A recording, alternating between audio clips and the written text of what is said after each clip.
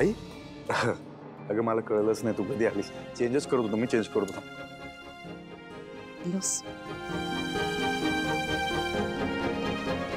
मला सांग ना, कसला विचार करतोस? काय?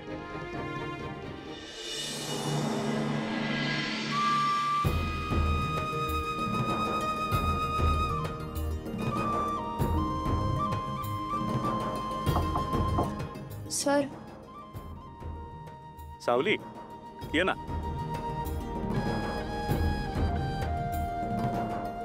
अगं आत ये ना सावली. अगं सावली, हे बघ माझी औषधाची वेळ झाली. तू जर आली नाहीस आत तर मी औषध कसं घेणार? माझी वेळ चुकली तर चालेल का तुला?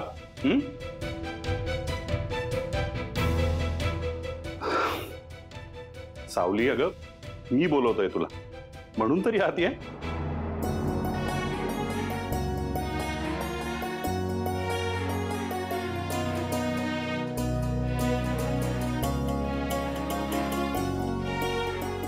हे घ्या.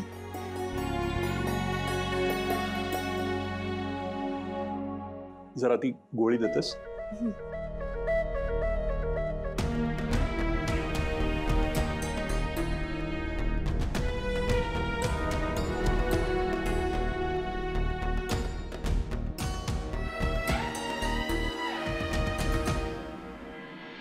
आज प्रेस कॉन्फरन्सला छान बोललीस. अगदी कौतुक वाटलं तुझं. एवढं कॉन्फिडेंटली बोलताना तुला कधीच बघितलं नव्हतं. म्हणजे घरी आल्यापासून तू शांत शांतच असतेस. मला कल्पना आहे ज्या परिस्थितीत तुझं लग्न झालं तुझं शांत असणं स्वाभाविकच आहे. पण ज्या बाणेदारपणे तू जगन्नाथशी बोललीस, खरंच अभिमान वाटला तुझा. किती वेळ लागणार आहे अजून आणि किती दिवस लागणार आहे तिची माहिती काढायला? पुढची हालचाल लवकरात लवकर करायला हवी. लवकर इन्फॉर्मेशन काढा and keep in touch. Aishwarya, हा सगळा काय प्रकार आहे? काय सावली प्रेस समोर बोलणार हे कोणी ठरवलं?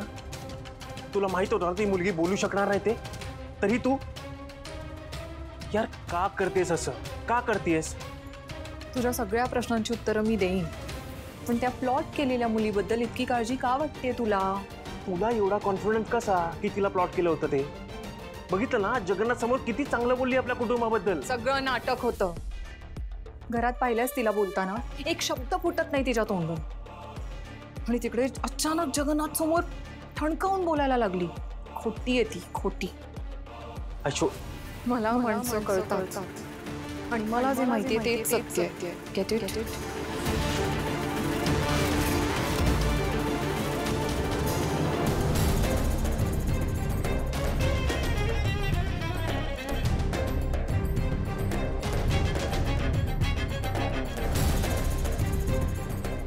काय करतेस तारा?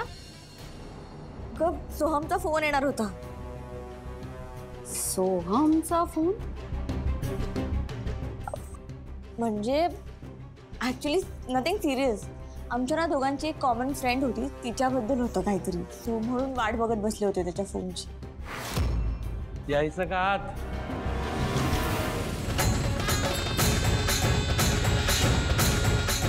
नमस्कार. नमस्कार.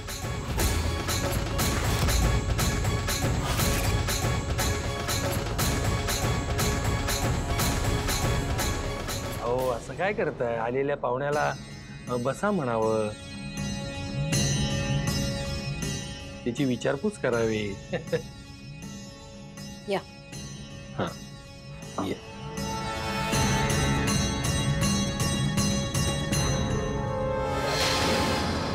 आणि जर आलेल्या पाहुण्याला जर पाणी विचारलं आणि जर पाण्यासोबत गुळाचा खडाही विचारला तर अतिउत्तम. हे आपले संस्कार आहेत ते. तुझ्यावर झालेत ना?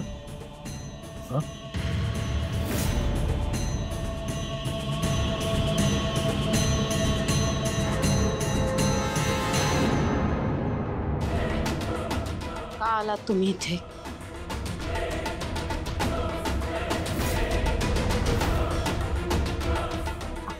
अरे मुलगी अगदी आज्ञाधारक आहे. नाही, चांगली सवय आहे.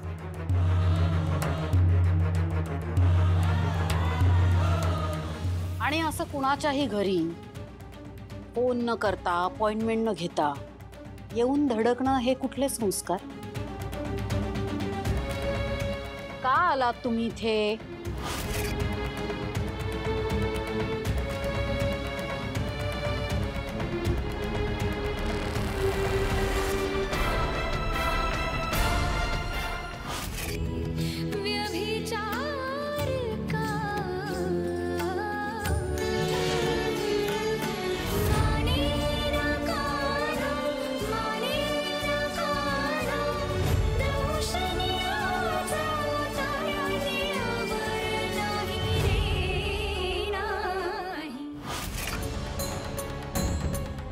काय सुंदर आवाज आहे तुमच्या लेकीचा. म्हणजे डोळे बंद करून ऐकलं ना तरी कान असे तृप्त होऊन जातील. म्हणजे माणूस प्रेमात पडेल हो त्या आवाजाच्या. काय करणार आहात तुम्ही ह्याचं? तिलोत्तमाची फॅमिली म्हणे तुमच्यावर प्रचंड खुश आहे. म्हणजे तुझ्या मुलीच्या आवाजावर, म्हणजे चेहरा तुझ्या मुलीचा, आवाज त्या सावलीचा.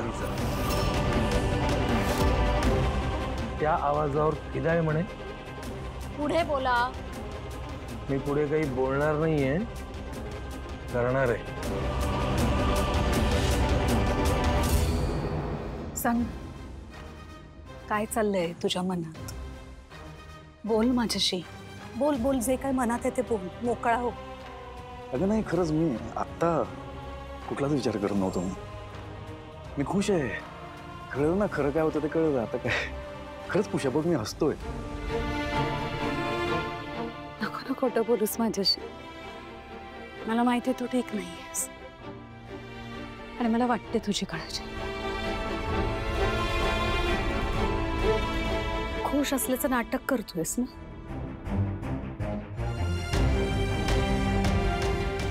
खरंच आहेस खुश तू? हे काय? अस्मीची आठवण अजूनही तुला त्रास देते ना? यातून बाहेर पडायचंय तुला. एक दिवस येईलच जेव्हा तू या सगळ्यातून बाहेर पडशील. मी सांगते तुला.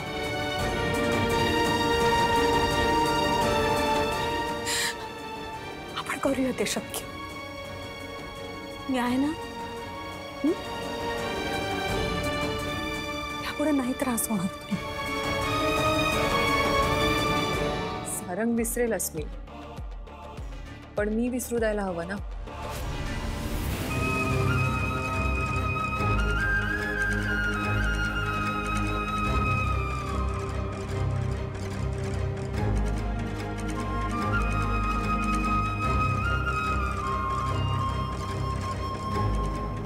सगळ्यांच्या कुंडल्या उडून ठेवणार आहे. धमकी देताय? यात कुठे आली धमकी? मला नाही वाटत यात धमकी आहे. काय ग? अच्छा,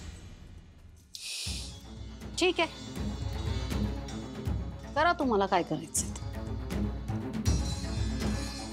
पण एक लक्षात ठेवा, तुम्ही हे जे काय करू पाहताय ना, तुमची सो कॉल्ड मानसकन्या आहे ना सावली, तिचंच जास्त नुकसान होणार आहे.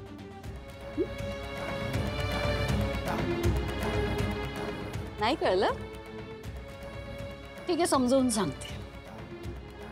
कसं आहे ना, मेहेंदळेंच्या घरात सावलीवर कुणाचाच विश्वास नाहीये.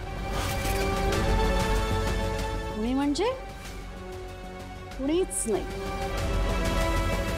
सगळे खोटारडी समजतात तिला. आणि का नको समजायला? समजणारच, त्यांचंही बरोबर आहे ना. ज्या सगळ्या परिस्थितीत जी सगळी कट कारस्थानं करत तुम्ही सावली आणि सारंगचं लग्न लावून दिलंय ना, सगळ्यांना असंच वाटतंय सावलीने तुमच्या सोबत संगनमत करून ते केलंय, मेहेंदळेंच्या घराची सून होण्याकरता. त्यामुळे जे काय तुम्ही केलंय त्या सगळ्याचं खापर त्या बिचाऱ्या सावलीवर फुटतंय, कळलं? त्यामुळे तुम्ही जे करणार आहात ना त्याने मी नाही, तुमची लाडकी सावलीच खोटी ठरणार आहे. आणि कसं आहे ना, सावलीला स्वतःला त्या घरात सिद्ध करायला अजून खूप वेळ लागणार आहे, खूप म्हणजे खूप. त्यामुळे जे कराल ना जरा सांभाळून. आणि हा तुमचा जो व्हिडिओ आहे ना, हा असा खोटा ठरवीन मी.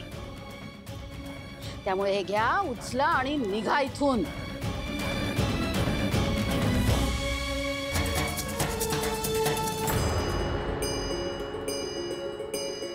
हा नमस्कार, चंद्रकांत मेहेंदळे सर. आणि काय नाही, तुम्हाला एक व्हिडिओ सेंड करणार आहे मी, तो बघून झाला की बोलू आपण. हा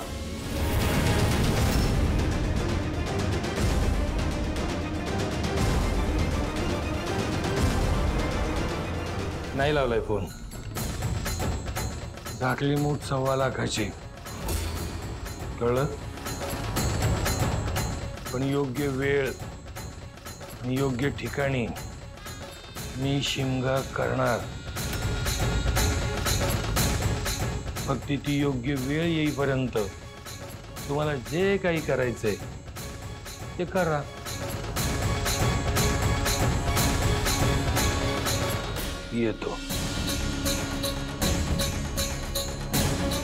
येतो कपूर.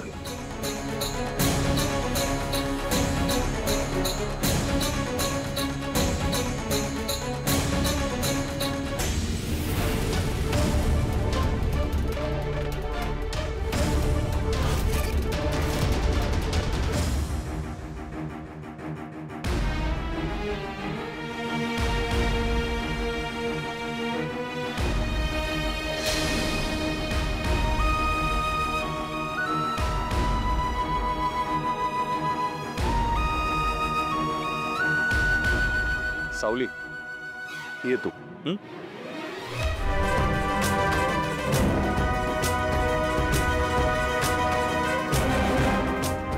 थांब जरा.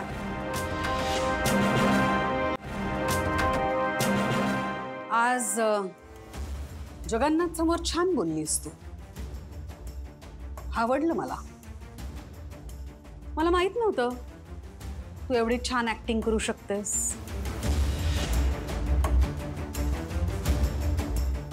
तुला काय वाटलं, मला ते सगळं खरं वाटलं? मला माहिती होतं ग ते सगळं नाटक आहे तुमचं. कारण मला माहिती आहे जगन्नाथ कुठल्याही थराला जाऊ शकतो, कारण या आधी सुद्धा तो माझ्याबरोबर आणि सारंग बरोबर खूप घाण खेळ खेळलाय. यापुढेही तो तेच करू शकतो. आता हेच बघ ना, तुला या घरात एक विश्वासू सोजवळ सून म्हणून त्यांनी प्लांट केलंय. हे काय कळत नाहीये मला? हा प्लॅन आहे तुमचा. माझ्या मेहेंदळे कुटुंबाला उद्ध्वस्त करायचा प्लॅन. पण मी तो कधीच यशस्वी होऊ देणार नाही. आणि म्हणून माझ्या सारंगपासून लांब राहायचं. हा, कळलं का? निघ आता.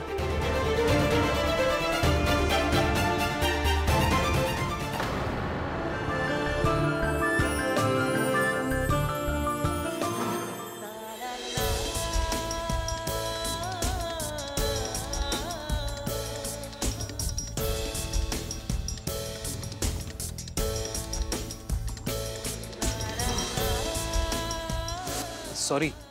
It's okay. All the best for your performance.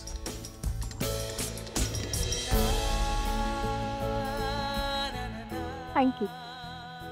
Most welcome. अगं काय चाललंय तुझं? हो मम्मा, मी रियाज करत होते. रियाज करत होतीस? हा रियाज होता? कुणाला मूर्ख बनवतेस? तारा, अगं इथं माझी झोप उडालीये. माझी तहान भूक सगळं संपलंय आणि तुला अशा परिस्थितीतही तुझ्या चेहऱ्यावर हसू कसं येतं ग? मम्मा, आपण काही करू शकतो का त्याचं? हा, त्या जगन्नाथने मेहेंदळे कुटुंबाला पण नाही सोडलंय. मग आपण वझे आहोत.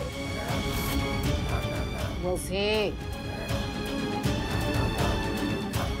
आणि मी भैरवी वझे. हे माझं साम्राज्य आहे. मी माझ्या कष्टाने, माझ्या हिमतीने, माझ्या कर्तृत्वाने उभं केलंय. अगं तारा, तुला माहिती सुद्धा नाहीये का? हे सगळं उभं करताना तारा, तुला कल्पना सुद्धा नाहीये का? कुठल्या कुठल्या गोष्टीचं बलिदान दिलं. साम दाम दंड भेद सगळं सगळं वापरलंही. सगळं सगळं वापरून आज इथवर आलीये.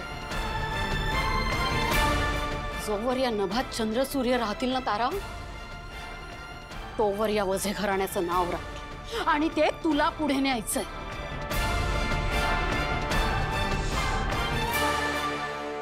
कोण कुठला जगन्नाथ येतो आणि मला धमकावून जातो. मला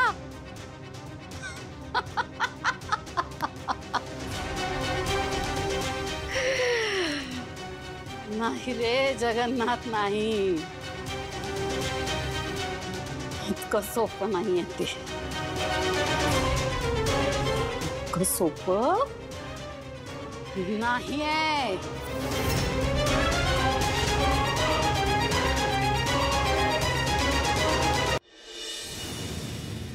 तिलोत्तमा, हे बघ, मला मान्य आहे की सारंगच्या बाबतीत जे काही झालं त्यामुळे तू अपसेट आहेस. पण प्लीज त्याचा राग सावलीवर काढू नकोस. तिचा काही दोष नाहीये यामध्ये. आणि जेवढा मी तुला ओळखतो तिलोत्तमा, तुलाही माणसांची चांगलीच पारख आहे. तू फक्त एकदा सावलीवर विश्वास ठेवून बघ. माझी खात्री आहे सावली तुझा विश्वास सार्थ ठरवेल. जगन्नाथनी जे काय केलं ते सूडबुद्धीनं केलं, पण त्यातही एक गोष्ट मात्र सत्य बोलला जगन्नाथ. सावली सारंगच्या उत्कर्षाला कारणीभूत ठरणार याची मला पूर्ण खात्री आहे. तुझ्या घरात परीस आलाय, परीस, ज्याच्या स्पर्शानं दगडाचं सुद्धा सोनं होतं. तुझ्या मुलाच्या आयुष्यात येऊन सावली खरंच त्याच्या पाठीशी सावलीसारखी उभी राहणार आहे. त्याच्यावर येणारं प्रत्येक संकट आधी ती अंगावर घेणार आहे. हो, खरंच वाटतं तुम्हाला असं? माझा नाहीये विश्वास जगन्नाथवर सुद्धा आणि या पोरीवर सुद्धा. आणि हे त्यांचं खोटं नाटक आज न उद्या नक्की उघडकीस येईल. तेव्हा तुमचा माझ्यावर विश्वास बसेल.